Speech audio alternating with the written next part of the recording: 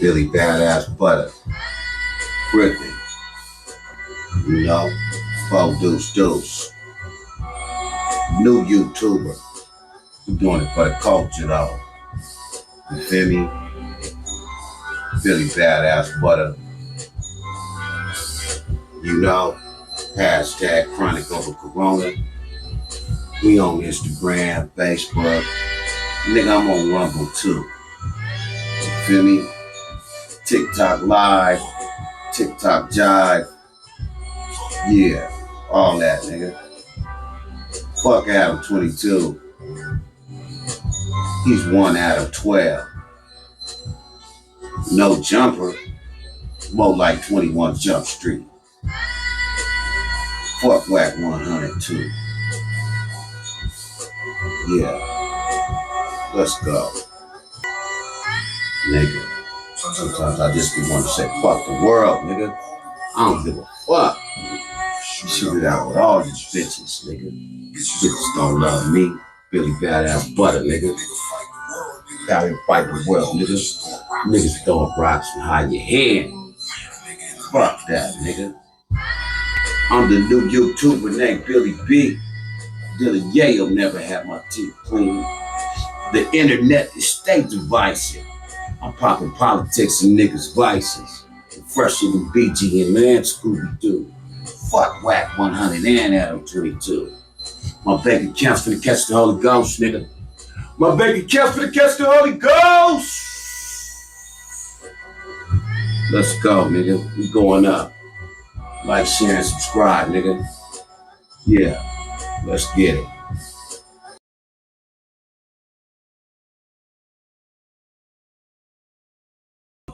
Hey, look. This next video, you know what I'm saying? It's about the history of the word shit. Shit. You know how niggas be saying shit, dude. Or shit. Oh, shit.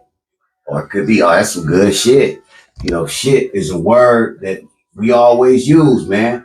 So, you know what I'm saying? This video is from a clip on Netflix called The History of Swear Words, and it's got Nicolas Cage in it.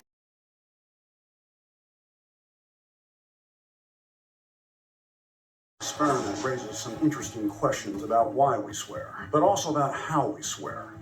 To understand the relationship between the brain and the profane, we must look at the curious case of a 19th century railroad worker named Phineas Gage, and that is with a G, Gage. Phineas Gage was on a job to lay railroad near Cavendish, Vermont. Boy, oh boy, lucky me. Another day, another hole in the ground. Legend has it, he forgot to pack the hole. It ignited and blew a 3-foot 6-inch iron rod completely through his skull, landing a bolt 82 feet behind him. Our doctors were amazed he was able to speak immediately after the accident. I say, shit! Shit on a goddamn shingle! But everyone who knew him said his behavior changed drastically, and he was no longer Gage. Shit! He became more vulgar in his speech, more aggressive in his personality, and finding work became difficult. Shit, shingle, shit! And he also lost most of his ability to produce language, except when he would struggle to try to produce words, he would swear. The rod pierced his frontal lobe, and when it did that, it compromised parts of the brain that are responsible for planning, for social reasoning. These are the very parts of the brain that we use anytime we want to inhibit impulses. They saw this as a case where you could go from being a nice guy to an asshole. Shit! So, how do we use the word shit? I don't think I use shit as much as an expletive because it's become such a part of the way that I talk in general. When I'm using the word shit, I'm usually saying, like, I need to pick up some shit, or I need to go, like, drop some shit off. And then if I'm cussing, I'm like, fuck. Shit and fuck are pretty interchangeable, but, like, fuck has a little more power than shit, so I suppose, like, as I'm forming sentences in my brain, I I make those choices appropriately.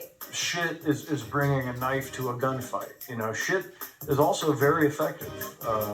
I'm a big fan of shit. That is one big pile of shit. Let's say I go to a restaurant. I'm like, you know what? I want to try this new shit on the menu. Let me taste the shit first.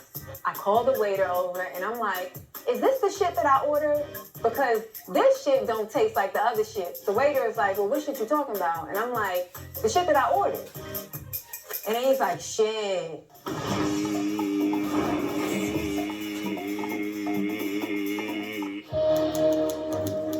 I think in the comedy world, jokes around the word shit can vary whether or not they're considered lowbrow or highbrow or not, based on like if you're talking about like shit as feces. Is it lowbrow?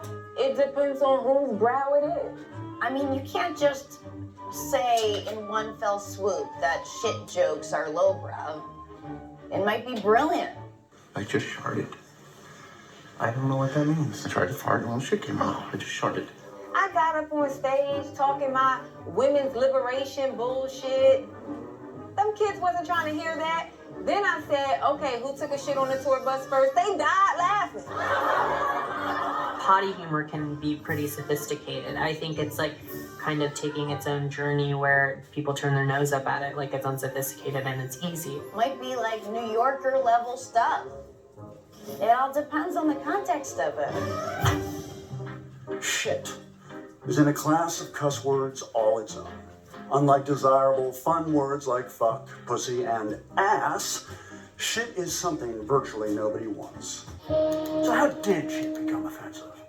So other words for shit from the Renaissance were array and discumber, and these words meant to spray things with shit, basically. It was a kind of word for violent pooping. But you can sort of see why they wouldn't be good swear words. You know, they're not punchy. So shit is a little bit more bounded in terms of where it can go lexically, just because it's tied to waste, and so it tends to be used mostly of things that are not great. The word itself was fairly inoffensive for a very long time. You probably wouldn't bring it up in casual conversation unless you were talking to someone who dealt specifically with shit, like a farmer or perhaps an attorney, ha ha ha. But as we got farther and farther from other people's shit, we distanced ourselves from the word as well, avoiding any mention of it altogether for hundreds of years. But why did we run away from number two for so long? More than likely, it was due to the invention of plumbing. People became wealthier in the Renaissance. They started to be able to build houses with more rooms, and this created our modern idea of privacy. And so once you have the idea of privacy and that, you know, some of these functions should be done alone, not with all these people, you've got a taboo around excretion, and then that made the word shit a swear word. By the 1930s, we started to see the rise of shit phrases like shit-faced, shithead, and chicken shit enter our lexicon. But its glass runneth over with uses and variations, and the word took on a broader role in our culture and slang. Especially over the last 50 years, shit has come a long way. It occupies this really precious real estate among profanities. It's offensive enough that you still get some credibility for saying it, but it's not so offensive that it's basically prices itself out of the market.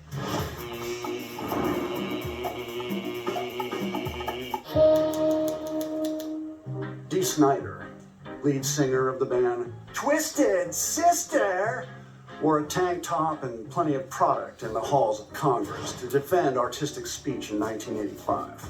The Parents Music Resource Center, co-founded by Tipper Gore, set the goal of increasing control over children's access to music deemed to have explicit lyrics.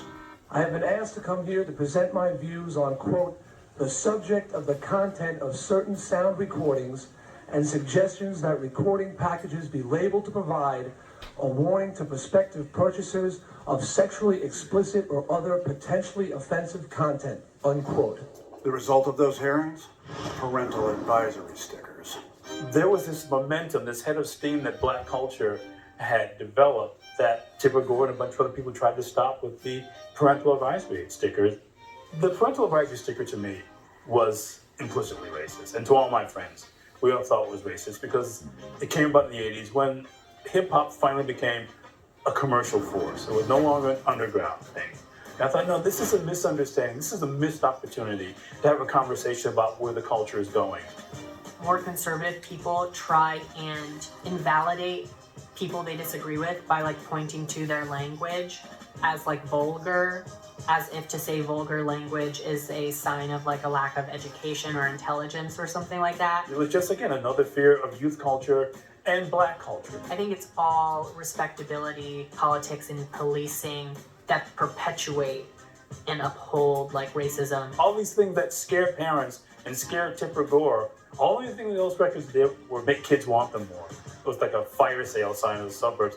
Dude, this one's got a parental advisory sign on it. I hated when people bought the ones without it. I hate wondering what the word could and would be. I did gravitate towards getting CDs that had parental advisories on it. Like I remember Word of Mouth by Ludacris, and it has like big, kind of like a blowjob mouth, and it was like hypersexual, and it had the parental advisory on it, and I was like, oh shit. Censoring is not a good thing for me. Who's deciding these are bad words? Who did it? Who said this is the worst word? Which brings us to a time-honored tradition that continues to help reshape our culture. The transformative power of African-American vernacular English. Once again, we owe a shitload of thanks to Black culture for taking linguistic toilet seats and turning them into thrones. Shit went from being something we avoided seeing, hearing, or saying at all costs to being the shit. So shit really starting 1970s, 1980s, there's sort of this new slang that starts taking shit and just sort of uses it everywhere. Imagine you've been called the worst thing you could be called so often that it doesn't mean anything to you anymore. That in fact, you look for ways to shorten now that worst thing that you're described as being is something that people should want.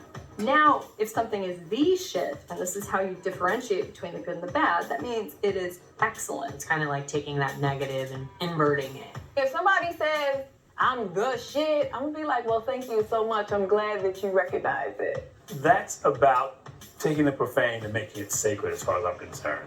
Bad used to be only bad until Michael Jackson encountered it. Fat used to be negatively toned until it traded an F for a PH. Shit is the shit. So to be the shit is the dopest shit ever. But you can be shitty and then you ain't shit. Got it? There's a lyric in a song, it's like, to me, the most romantic lyric. He says, you're the shit and I'm knee deep in it.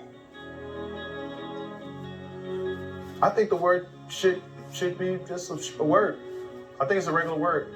No one using shit 100 years ago, 200 years ago, would have ever imagined this shit is delicious, being something positive. Shit is just a couple decades behind crap. If you feel like you can say crap in absolutely any circumstance, that's where shit is going to. No matter if you're tired of taking somebody's shit, or you're taking one yourself, remember shit is the great equalizer. No matter your race, your religion, or creed, king or peasant, everybody shits.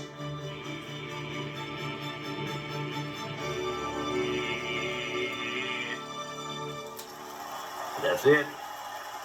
Called again in Book of World Records. That's it. I'm done.